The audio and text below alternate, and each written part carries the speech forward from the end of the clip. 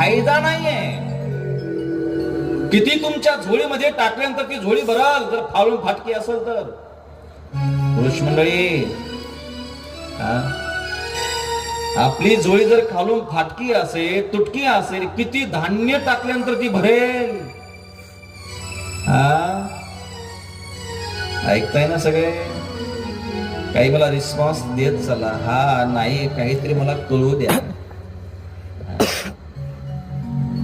कथा ही निव्वळ शांत बसून ऐकण्याची नसते. मला कळू द्या, माझी भाषा तुम्हाला कळते का? मला सांगा, मी काय प्रश्न केलाय? देणारा उदार आहे आणि देणारा आशा देणार आहे. आणि इथं असं मिळतं मायबाप, लक्षात ठेवा. ते जग देतय ना, ते जगाचं पुरत नाही, कधी संपून जाईल त्याचा भरोसा नाही. जगाचं पुरत नाही.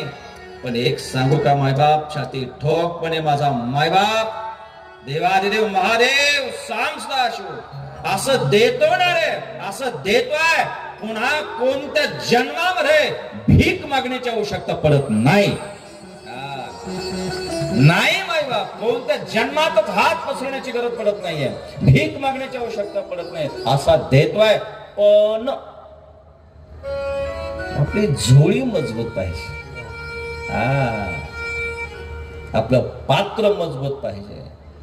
आणि आतापर्यंत एवढे पुराण झाले, एवढे कथा झाल्या, एवढे सत्संग झाले, का लोकांच्या मनावर परिणाम होत नाही? का लोकांच्या आचार विचारामध्ये परिणाम होत नाही? का लोकांच्या वागण्यात परिणाम होत नाही?